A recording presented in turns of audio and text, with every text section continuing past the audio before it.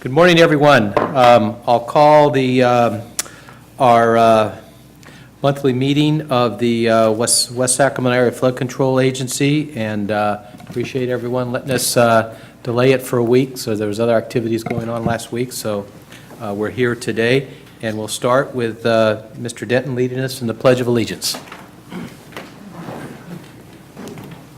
I pledge allegiance to the flag of the United States of America and to the republic for which it stands, one nation, under God, indivisible, with liberty and justice for all.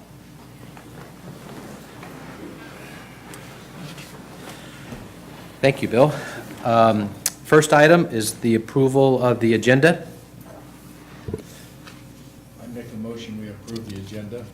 And I'll second that. So first and second, all those in favor? Aye. Opposed? Passes. Report out of closed session. The board met in closed session to confer with legal counsel over 4 items of existing litigation. No action was taken on the first 3 items identified on the closed session agenda, and settlement authority was granted to legal counsel on the 4th item. Thank you.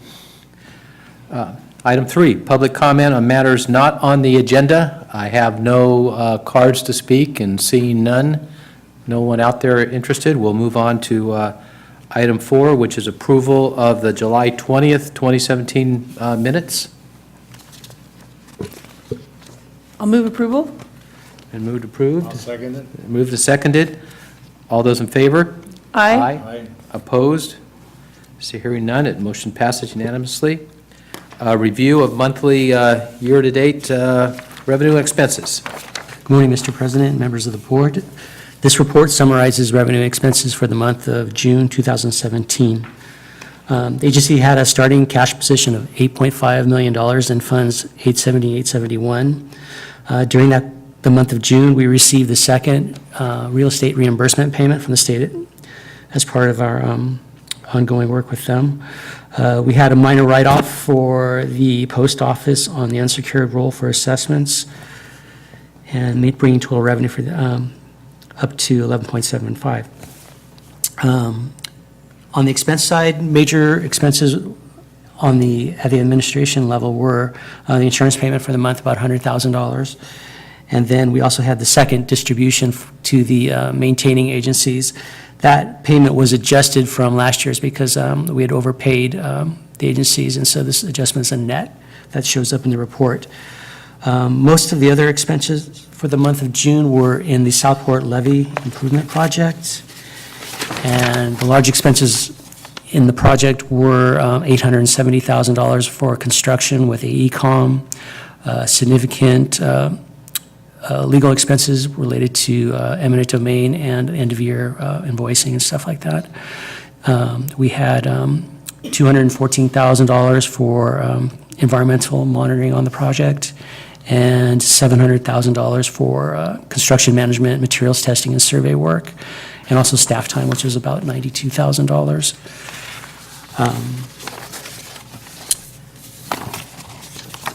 The agency, combined with the balance in Fund 257, had a position of $35.3 million for the month of June. Notice that we started articulating our reserve for the mitigation, our surety for the mitigation lands that we purchased. So we have a restricted fund balance now of 1.1. You'll see that in the top of 870. That'll be freed up in, I think, in 4 years, if I recall correctly. Then we'll probably see, if you noticed in the progress update report, that the current cash balance is about $32.8 million from the reported $35.3 for June. We're going to start to see our cash balance drift down until around, I don't know, April or so, when we'll start making a large advance for the next construction season. So don't be surprised to see our balance go down as we go forward and start to pay bills. Revenue received through our funding agreements to date has been $90 million, and for background information, I attached a list of the payment dates so you could see how it goes, because doesn't always show up in one clear report. We also finished updating the assessment in August. It was mostly flat. There was some residential development, but only one commercial project final during the period. So we had an adjustment from the 2016 year, so the effective growth in the revenue, including the 2% advance or increase approved by the board, was about 2.74%. That brings us up to about $4.55 million on the secured roll. And that ends the report for the month of June. Any questions or comments? I have one, that restricted fund balance, that was in lieu of a bond, right? Correct. Okay, Because we had adequate cash on hand that we could cover it ourselves. okay. And then this report is for the full fiscal year of 16-17, but there was talk during our budget process of, and the projected costs that were presented to us by the city that showed that there should be some adjustments coming on some of the O&M costs, as well as probably some lobbying and those efforts. Those would be done over the next. That's correct. It Couple takes us months. about a quarter to close the books, and things are going pretty well. We're working on the receivable right now that we need to put into our financial statements. And once finance is done moving the numbers around and putting things in the respective fiscal year and pulling things forward, we should have an adjusted amount. Okay, and I'd just like to say that, we were told that they would possibly give us a special update on that when it's completed, so I look forward to that. That's my recollection, too. Yes. And I want to thank you for the heads up about the cash flow, that we'll be seeing it trend go down, and then I appreciate that heads up, so there's not a moment of alarm when that starts to happen, so thank you for that. You're welcome. Okay. Good. You okay? As usual. Very good. We'll move on to the consent agenda. Does anyone have any comments or questions on any of the items? I do. I have a question on item number 8, which is the consideration of consolidation project for North Basin project. When is this going to get done? I mean, it seems like every time we turn around, we're trying to accomplish something, and we get a notification that it is done, and then it keeps getting bigger and bigger and bigger. And more money and more money. Don't hide behind that piece of paper over there.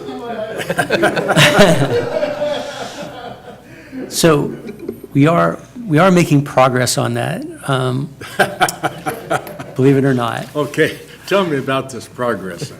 So we have two things. The staff that worked on these projects, both at DWR and West Africa, are really no longer with the agency anymore. So there's other people there doing the follow-up and closing out the projects. So we have to reconcile a couple of surveying items on the projects, and we think we're there. And once we're there, the whole surveying package has to go into DWR cadastral for review.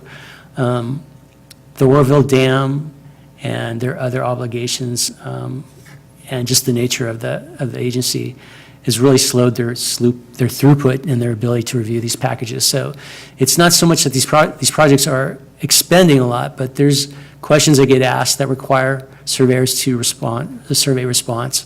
And so there's minor costs that we're incurring, but mostly it's just getting through the system, and that's where we're stuck right now on that. The projects are done, they were well constructed.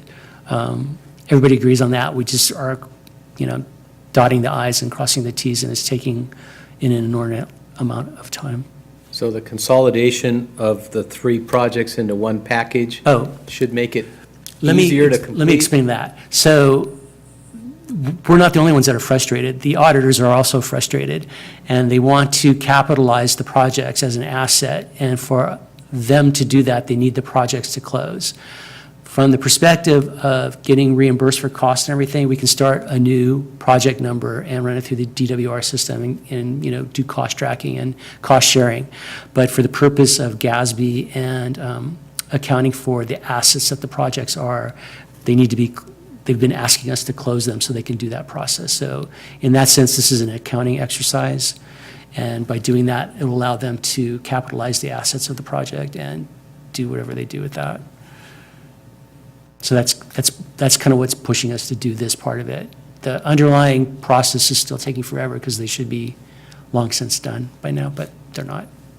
So the word in early implementation program doesn't mean anything when it says early. Well, it does because they got built. It was implemented, it just wasn't closed out.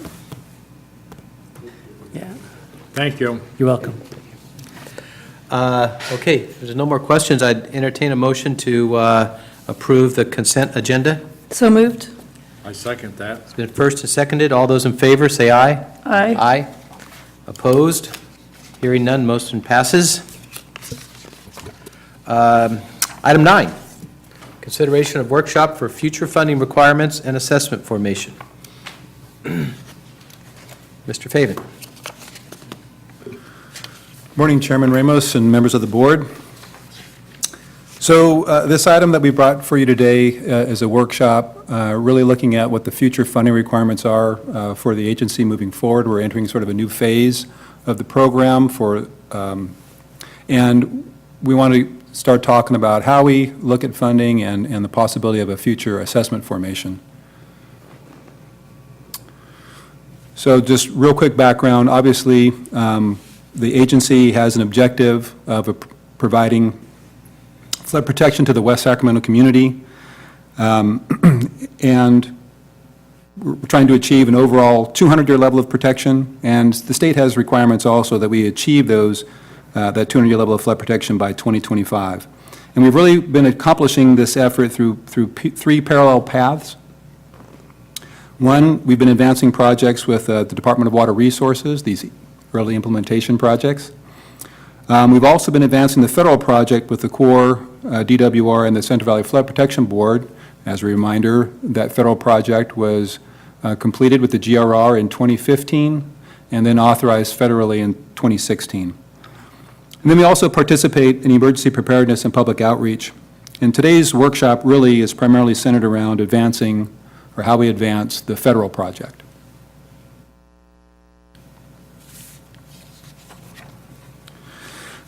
So as a condition of federal and also state funding, WSAFCA must provide a number of things. We must provide the local share of the federal project. We must provide for LERDs, which is lands, easements, right-of-way, relocations, and disposal of assets. We must provide for the operation, maintenance, repair, replacement, and rehabilitation of any levees once they're improved using federal dollars or state dollars. Now, while the local maintaining agencies perform the routine operation and maintenance, WSAFCA takes care of the 3 R's, the repair, replacement, and rehabilitation, which is essentially a capital improvement program for the levee system. Plus, we also must guarantee the routine O&M as well as a backstop. And then the agency is also responsible for costs associated with any hazardous material, including cleanup that might be associated with some of these projects moving forward. Now, you've seen a table something similar to this in a previous presentation to the board, a previous staff report. I think it was back in April. And this is really here to illustrate the evolution of the overall program costs over time. Back in 2007, when the assessment, we did the flood assessment, the engineer's report that accompanied that assessment district estimated the total cost of the program at about $400 million. Since that time, in partnership with the Army Corps of Engineers, the General Reevaluation Report estimated the total project cost at just a little over $1.2 billion. Now, that project includes I Street and the Southport projects, but it does not include the Rivers and CHP projects, as they missed out on the 221 credit eligibility, and they also missed out on the 104. They got caught in between the changeover from the credit provisions. So staff has, in the third column, the modified GRR cost. That's our work at adjusting the costs basically to include the known cost for Southport. So it's taking the 1.23 billion and adjusting it down, knowing the cost for Southport. In 2016 AAR, that was an independent update that was performed by an engineering firm, Wood Rogers, last year. That included the urban levy design criteria. It's a little bit slightly different measuring stick that was not included with the Corps' evaluation. And that estimate does include the costs for Southport as we know them, about 170 million. And we also added back in Rivers and CHP because we've expended those funds, and so they are part of the overall program costs. And so we've included them in that 2016 AAR column. So based on those overall program costs and the local funding requirement, which is somewhere between 97.5 million and 103 million to implement, we estimate there's a funding gap of about $30 to $36 million for the agency to provide the local share. And that funding gap and that estimate takes into account the 2008, 2011, and 2015 bond proceeds, takes into account Measure V. It takes into account an estimate for our remaining bonding capacity and remaining unrestricted revenue from the current assessment. And even after taking into account all of those, all of that revenue, there's still this funding gap of about $30 to $36 million.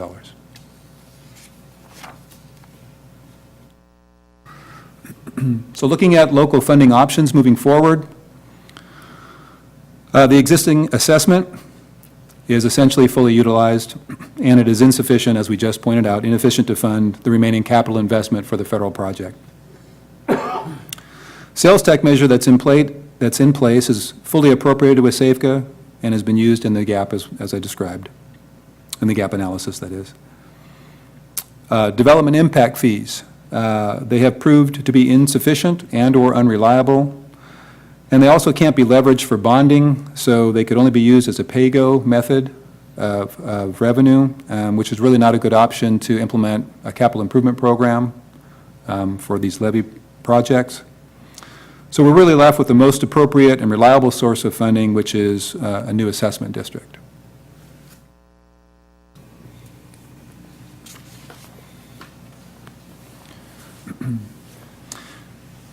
So some considerations to take into account moving forward as we look at coming up with the future funding. I think, the biggest item is the capital investment for the remaining portions of the federal project, once we complete Southport. But we also need to take into consideration the extent of the federal project that is being advanced by with SAFCA and the state.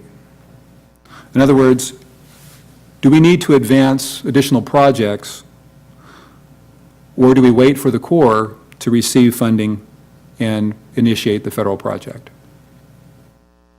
When will the Corps receive New Start construction funding, and when will that local share be needed? The timing of the proposed improvements. We need to look at whether it's going to be advanced by the Corps and when that's going to occur, or whether we take on another small or large project, and when do we advance that? We need to take into account long-term OM, RR, and R. We need to evaluate what the life cycle costs are of the levies, and factor that into an ongoing funding stream that can be used to ensure that we provide those financial assurances to RR and R, those levies in the future. We also need to take into account some of the O&M that is a little bit unique and different that's being created by the Southport offset areas. As the board is aware, we're mitigating on-site for the effects and the impacts caused by the Southport project, but we're also providing about 125 to 135 acres of advanced mitigation for the future federal project, things that we would have to cost share and implement anyways, piecemeal. We're getting a good step forward by through the offset areas and the plantings therein. but they're going to come with some O&M requirements to maintain value, to maintain viability. And they will likely have conservation easements placed on them. And those also come with, O&M monitoring and reporting requirements. We also need to take a look at post-project conditions, not only for Southport, but for other portions of our levee system and the ongoing O&M. As the board is aware, the current assessment provides for O&M of the levees that goes to the member agencies. And we need to take a look at that existing O&M contribution to see whether that's adequate moving forward and whether adjustments need to be made. And then finally, what type of assessment do we want to look at moving forward? Do we want to do an additional assessment that may be limited in term or fixed term that's layered on top of the existing assessment that goes on in perpetuity? Do we want to form an assessment district that also goes on in perpetuity in addition to the current one? Or do we want to replace the existing assessment with another one that that would go on in perpetuity? So see, these are some of the things that we're going to ask, or we are presenting to the board for consideration in sizing and defining a future assessment. One question. Yeah. The assessment districts that you're talking about, are they the districts? It shows O&M, operations and maintenance. This project then would be handled by the reclamation district as operations maintenance, or would West Africa control operation and maintenance? So I'm going to answer the question in a couple of ways. As we receive funding, the agency, from either the state or the federal government to improve the levees, they require us to guarantee ongoing operations and maintenance, and then the repair, replacement, rehabilitation of the levees. So although we have agreements with the various local maintaining agencies, RD 900, 537 in the state, to do maintenance, if for some reason they were to fail to provide that maintenance, WSAFCA is obligated to then pick up the ball and carry it forward. So we're a backstop to the ongoing O&M. And the second way I'll answer that question, or the second part of the answer, is the current assessment that is collected, a portion of that is set aside and distributed to the member agencies for O&M of the levees. And so while we don't control it, we do collect the funding and distribute it to the agencies. And I am suggesting that we take a look at that formula, we take a look at the obligations that those member agencies have, and just make sure that it's being appropriately calculated and distributed. There is, Bill, one item of regular O&M that the SAFCA will do, and that's in the offset area, the mitigation lines. Yeah. Thank you. Oops. All right. Prop 218 requirements. So as you know, going out for another assessment of whatever form we decide to move forward with comes under the Proposition 218, where we have to separate general benefits from special benefits on each parcel. We'll have to identify the parcels that have special benefits by the facility or the service, by the agency. We'll need to calculate the proportionate special benefit for each parcel in relation to the entirety of the capital improvement program and required O&M. And we need to ensure that the assessment does not exceed the reasonable cost of these proportionate special benefits for each parcel.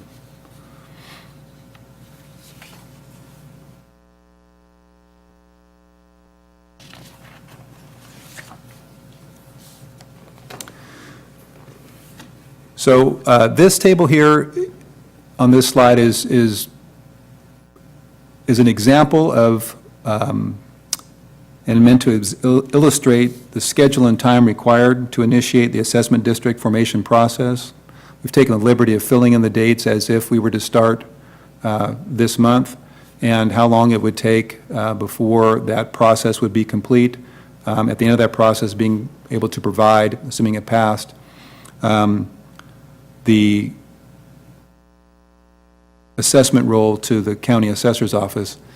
And that entire process takes just about a year to go through. And key milestones along the way that we must undertake through that process include adopting a resolution or a resolution adopting the Prop 218 procedures, adopting the assessment methodology, that proportional benefit. Another key component is public outreach and messaging. Developing and then finalizing the engineer's report. That includes the assessment methodology. And then we need a minimum 45 days for the balloting period and outreach in advance of mailing out the ballots.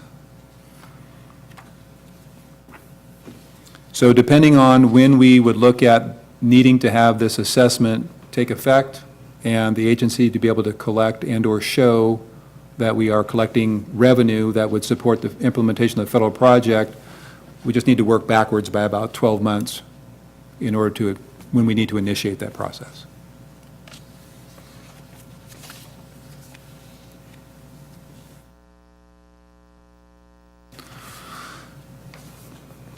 So recommendations. What we're asking the board to direct staff to do is for us to outline the funding needs for the West Sacramento Levee Improvement Program and the federal project. If we rely completely on the federal government to pick up the ball and carry it forward, it's just outlining the funding needs for the federal project. If we, another alternative might be that we have to advance, or we choose to advance some portions of that in advance of the federal project. That may require slightly different funding up front, with relying on federal credit later on. So that may be a slightly different timing and/or need for funding. And we're asking that you have us outline those options. Also that we should coordinate with the city, the reclamation districts, and the state as we model how this might go forward. Start compiling data necessary to support a new assessment, to prepare a draft assessment methodology, develop an outreach strategy and approach, and then return to the board with a recommendation on type, timing, and magnitude of a future assessment. And I would suspect that we would return to the board with one or two options on how we might carry that forward.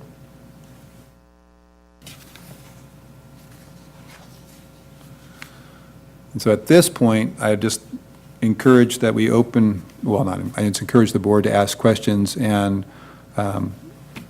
start a discussion on the various stuff that we covered here, and then direct staff as appropriate to proceed with gathering some of this information and to prepare for a new assessment district.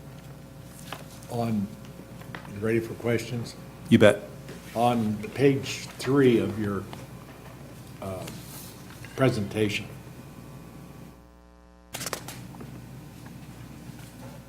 you made the comment about accumulating the consolidation and that sort of thing. Where did you put that money that you consolidated this into this project? I'm not sure I understand your question. Well, on item 8, back to that one. Oh, you mean the item on the Complete consent cost. agenda? Your complete Yeah. cost factor. Yeah, so item 8 really is an administrative action that closes out work orders that we use internally and just creates another work order that we'll be able to pay our bills from. But it does not affect the total cost of the projects that we've constructed. Those costs remain the same. So I Street, Rivers, and CHP costs are fully captured in the 4th column, that 2016 AAR column. So that $844.6 million includes everything. That's everything. That's everything. Unlike the GRR that did not include the costs for CHP and Rivers, because They were existing conditions at the time that they undertook the study. They had already been improved. And since they weren't eligible for credit, they did not include those costs as part of the federal project, so they were omitted. So we wanted to make sure that we captured what our overall commitment for the 200-year program is, and that includes those costs that we've already expended. So that's why they're included in that column.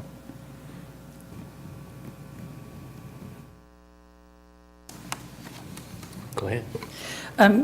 Thank you for the presentation and for outlining all the steps that might be before us. Clearly, there's a gap in funding. Clearly, there's a need.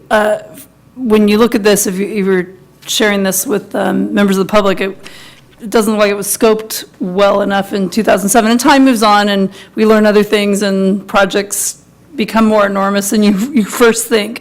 So we definitely don't want to do that. We don't want to look at that gap and go, if we go forward with something and then in 5 years go, oops, we have this other gap and now we've got to come back to you. So I think, and that's why I think this, obviously this data piece and digging in and understanding what we need to know and what this might look like. But clearly there's a gap, and we need to move this levy program forward.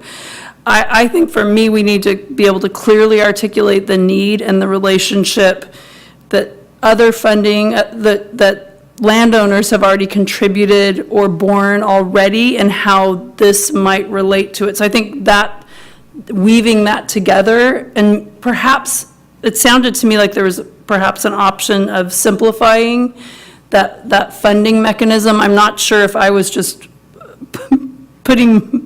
kind of projecting, but I think we would need as a community for folks to really understand all this layering and the different funding pieces going in and why there's a gap and what this means. So I think we've really got to navigate that well. I mean, clearly, we have to, in order to move this program forward and to have the partnership with the federal government and our state, we need to have more local funding that's pretty clear. Yeah, and I would say, this is not an answer to your question, but to add on to that, the original assessment, the current assessment, did raise what it was intended to raise. So just in bonds alone, we're just shy of $42 million, which is how the assessment was sized to begin with. There may still be about $10 million in bonding capacity left, so it could yield $50 million or $52 million, more than what it was intended to do, but it doesn't get us where we need to be. Right. So it did do exactly what it was designed to do. It just can't carry the ball across the finish line. And so one way that we might approach this going forward, and of course we need to be able to explain this to the community, but if we were to have a fixed term assessment that only dealt with the remaining capital costs, leaving, again for consideration, leaving the existing assessment in place, then at least that's a fixed term, doesn't go on forever, will sunset, and then perhaps the current assessment could then fill the gap for the long-term OMR. Oh, no. Okay. Once those bonds are fully paid off in 30 years, or a little bit less than 30 years, we should be in a pretty good position to have a sinking capital replacement fund. And the requirements of that will be part of this analysis that we do. Okay. I agree with her. But we'll add, there's a lot of moving parts here, a lot of moving parts on how we do it and how we come up, and present this to the community and the property owners, and so that's going to be important. I mean, we're basically talking about possibly, and maybe if we do it on a sunset type of second assessment, but based on just the raw numbers, almost doubling the assessment for some period of time. So we need to really be, have our story, like you said, and explain where it's at, and be able to go out to the folks with confidence that they'll accept it. Looking at your chart that showed the timeline, it looks like if we had the need to have this on a 18-19 assessment roll, we need to get going now. Is that and what is the probability of needing that or, or end up 19 and 20? Yeah, so those are good questions. So first, yes, if we want to get this on the 18-19 tax roll, then yes, we would need to start this process essentially now. When we're going to need it is another question, and we need to make some assumptions about that. Are we going to, again, rely on the Corps? If we just look at the Corps' process and what we can expect the Corps to receive in funding, we will, I think, it's fair to say that we would likely receive pre-construction engineering and design money this coming fiscal year, but not construction funding. And unless, we can convince OMB and others to issue New Start construction funding with a benefit cost ratio that's not quite where it needs to be, it could be 1 or 2 or 3 years before we get to a new construction start. And in the meantime, we keep doing things to improve our position, to improve our BCR. So we're going to have to make some assumptions on what we can expect, number one, what we can expect from the federal track. And if those assumptions say that that's not going to occur for 2 or 3 years from now, is that satisfactory? Is that status quo? Is that what the agency is going to be going to resign itself to? Or do we need to take on additional work sooner rather than later? Number one, to keep advancing flood risk reduction projects and reducing the risk to the community. But two, anything that we do, we can typically do cheaper than the Corps.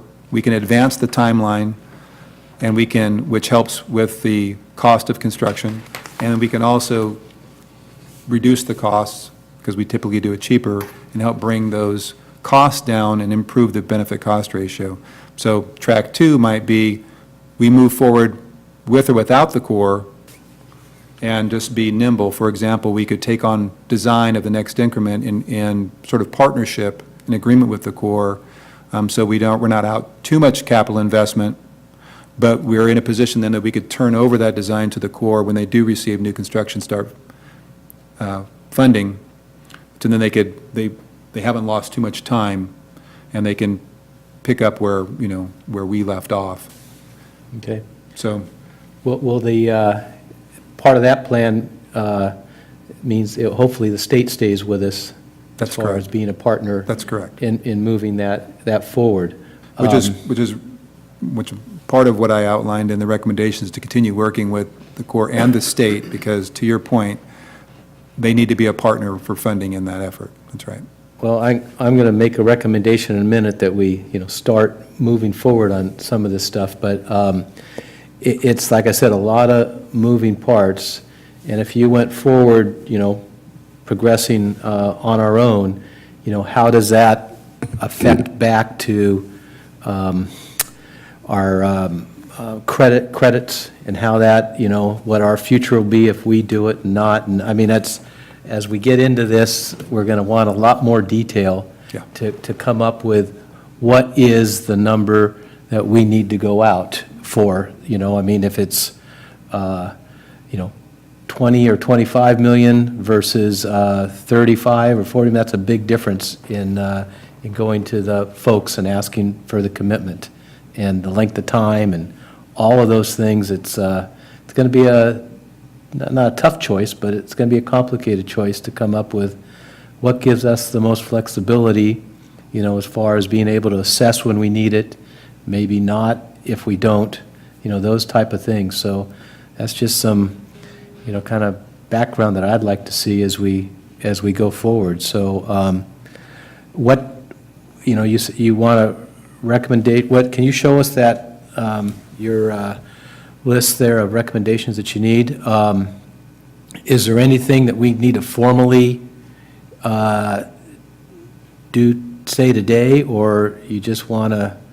Not at this point. We have approval from the board to utilize our consultants that we have under contract to do the preliminary work that supports a future assessment.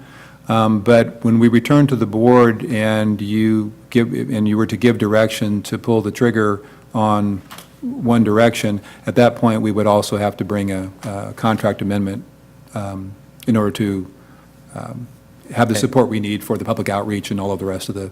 Who would be the firm that would be starting to do this work? LWA Yeah, is the one that we okay. have under contract. Okay. Do you have any other questions? I would think carry on. And, you know, if that timeline's important, you know, hopefully in the next couple of months, you can come back with, you know, more detail on where we should be going. Yeah, I think if you look at the schedule here, September, November is when we'd be looking to come back to the board for some additional direction and selection of a path forward. And so I think we're right in step with this particular schedule as we've outlined it, so. Yeah, and you know, we've gone through it, and other, the city's gone through this process and whatnot, but I, as you have it laid out here, you know, going through the public part of it in the first half of 2018 makes sense if that's what we want, you know, we want to do, so. Yeah, you know, I also believe that, you know, what we experienced this last winter with the rains and what happened up at Oroville, high river levels for extended periods of time is still fresh on folks' mind.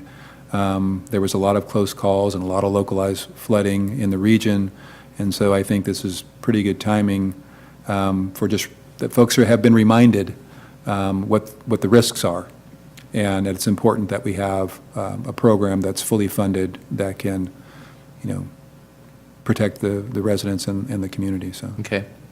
And then just the one last comment, I mean, it appears that we are going to need this in some form, you know, in the not-too-distant future, if we can get and have it in place, and that helps our position with the Corps and federal progression, that's important. So, go ahead. And I think it would be helpful, at least for me, if I could have a copy of this PowerPoint, just to digest it more, as it was really helpful today, but just to know what's ahead of us.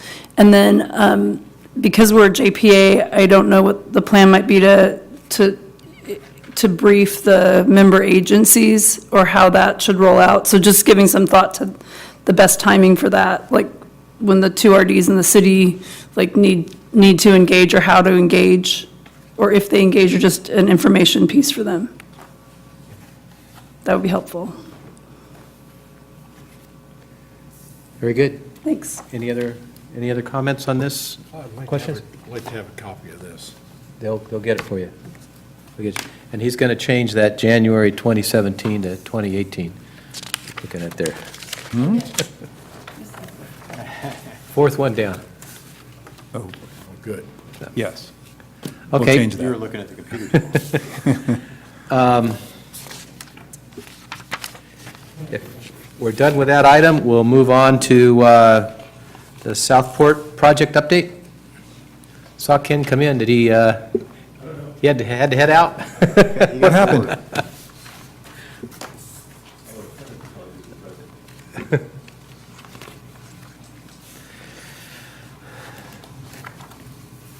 Go ahead.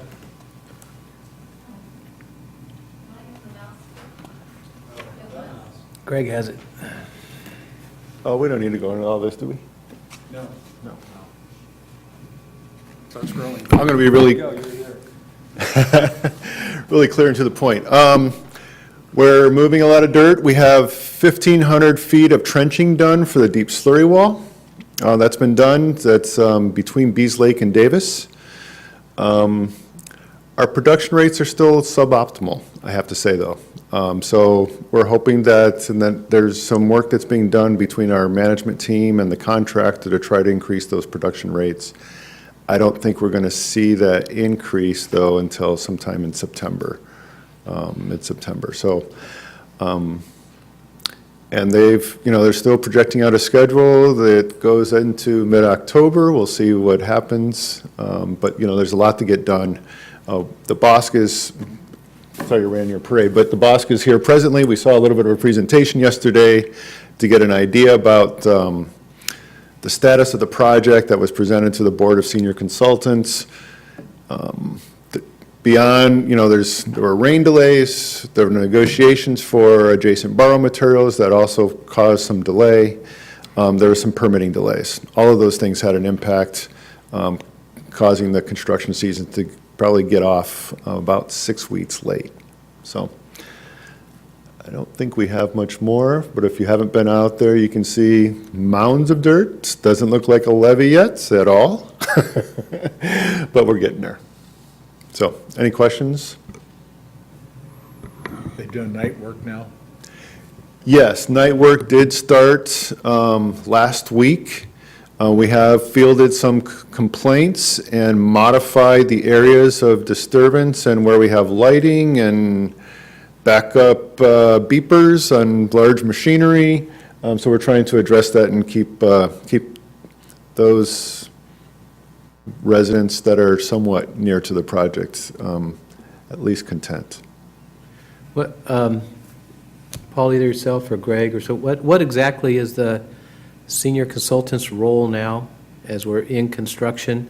I mean, they're just coming out to see if we're building what we say we're going to build, or are they offering other? So other recommendations? their role is really as a safety assurance kind of thing. They've got a charge to make sure that we're building the levee per all of the current, the specifications that were out, that any changes are being run through them, Corps of Engineers, that they're all proper, and they're required to, during construction, do some check-ins. We're supposed to be giving them some information. We need to have a discussion, and then they write up their recommendations on how to move forward.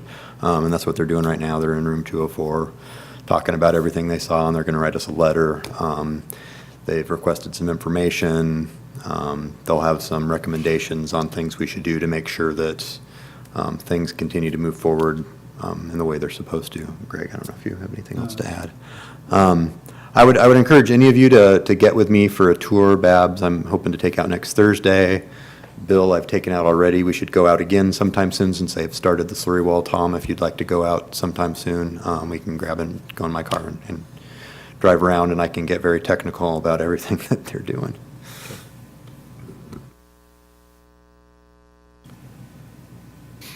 Anything else? Thank you. Sure. Thank you. The General Wasafka project update. All right, so, on the real estate services, staff, Paul, who just left, is, just received approval on some other appraisals and accounting packages, and is putting together a request for reimbursement for about $2.5 million, again with real estate, so good news. Unlike what's happening on the I Street and North Area projects, Paul is actively getting money out of DWR. That is a question, and maybe Mark knows there is a retention on all those three projects, right? Yeah, that's kind of the key for us. What is that total approximately? It's about between 1.89 and 2-point-something million dollars. Okay. Between Rivers, I Street, and CHP. Which would just come right back into our cash flow, huh? Yes. Racket.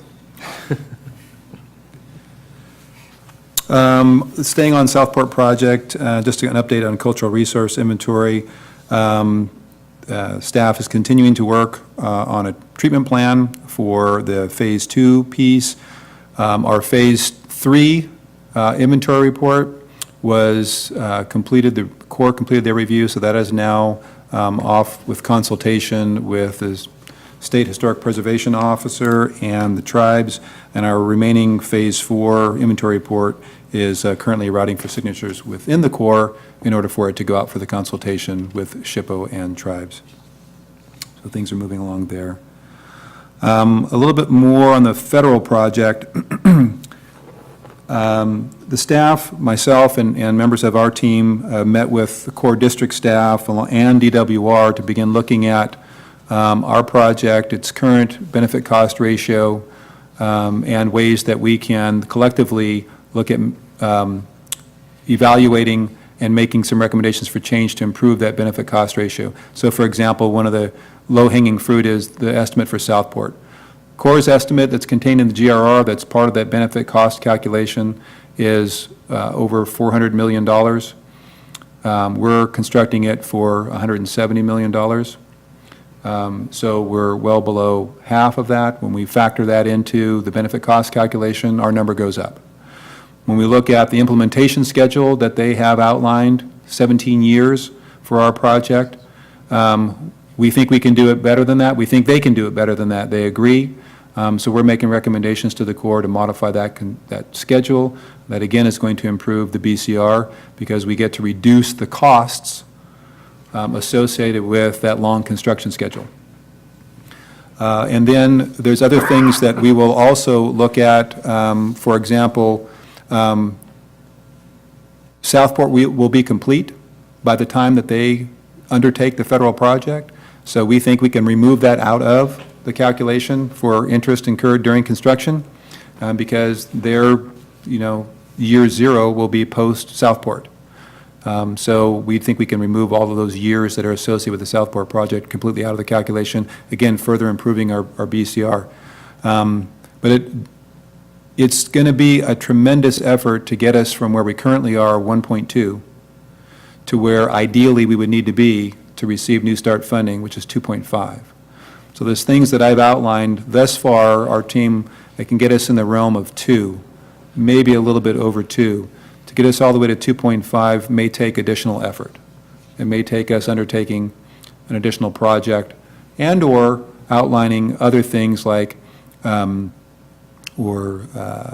pursuing anyways with OMB and the Corps, perhaps a variance for extreme risk to life and safety and things like that. There have been projects that have been awarded New Start construction this year that have BCRs of 1.7, 1.8, but they voided the benefit cost analysis because there was a extreme risk to public safety, life and safety. So we're taking a look at that option as well and whether or not that may serve us or not. What was common features, BCR? So I don't know what their... Were they at 2.5? I'm sorry? Were they at 2.5? No. Yeah. My understanding is they're below 2.5. They're closer to it than we are. Their district BCR, ours was 3.4, theirs was 4.6. And there's not a direct translation. Right. But I believe theirs is less than 2.5, but how much less, I'm not sure. Okay. So we're going to be providing this information to the Corps. We've been, in addition to meeting, we've been working with staff, running some of our assumptions and our preliminary calculations by them and getting feedback that we're going in the right direction. Our goal is to provide updated costs and schedule to them first week of September. And then we're going to follow up with a meeting in the second or third week of September to finalize make any adjustments that we need to, and if there's additional considerations that we can bring to bear that will help improve things, we'll incorporate that, and then have ultimately a package that they can chew on starting in October, when they'll enter the first quarter of 2018, where they can now officially update our cost and schedule. And so we're right on track to be able to deliver that to them. Okay. Last week, a member, staff from the Environment and Public Works Appropriations Committee, it's also Senator Feinstein's staff, was in town being toured by the Army Corps of Engineers for projects in the San Joaquin County as well as Sacramento area, and they made a stop in West Sacramento at our Southport project last Thursday, which was the reason why we rescheduled the board meeting to today. At that time, we didn't know when they were showing up. Turned out to be late in the afternoon, but nevertheless, we had a good meeting. We were able to show the progress that we're making on Southport. and reinforced the fact that that project is such a significant piece of the current federal project, almost one-third by cost. That's what Southport represents. So completing Southport is reducing, a significant portion of that project.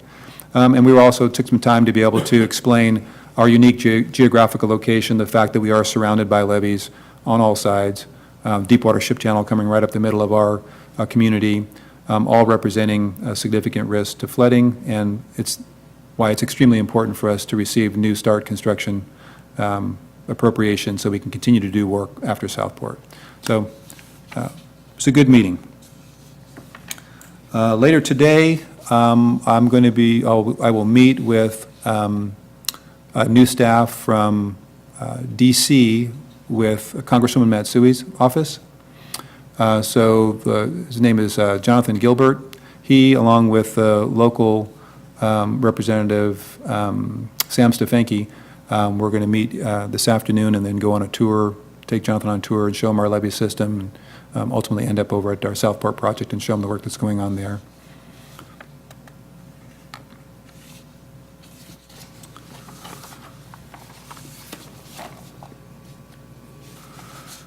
And then on the Deepwater Ship Channel East Drainage Repair Project, just remind the board about the slips that occurred along the entire length of that levee segment that compromised the tow drain, which is compromising drainage for the Bridgeway Lakes community. So the plans and specifications are being finalized. We plan to go out for bid either end of this week or next. And then our hope is we probably won't be able to get bids back in time for the September board meeting. But as this is urgent work and the repairs are needed, prior to the winter season, we may be requesting a special board meeting end of September for board's consideration of award of a contract to go do that work. So just giving the board a heads up on that one. I think that concludes my updates. Ken, was there anything else that we need to update the board? So Greg, this is a West Sacramento, Wasafka project, not RD 900. Correct, and one of the things that is a benefit of this project, as we see it, it may result in so by removing the need for the tow drain in that canal and going to a piped solution, which is what we're doing, that tow drain can be eventually filled in.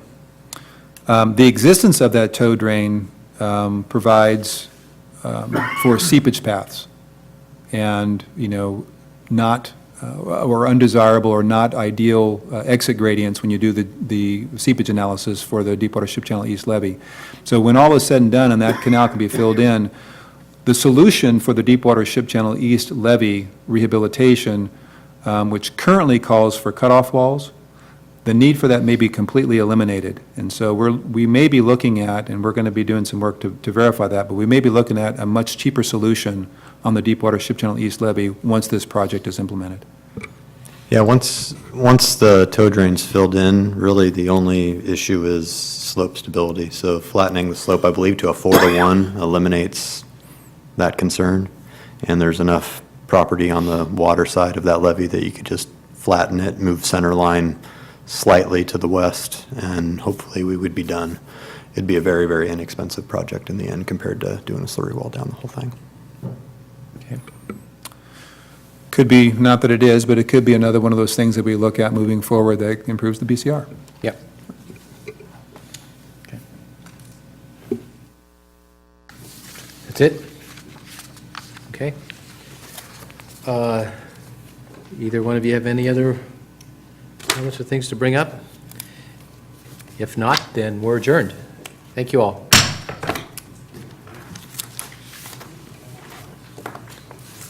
Hey, Buck, how long did you sleep?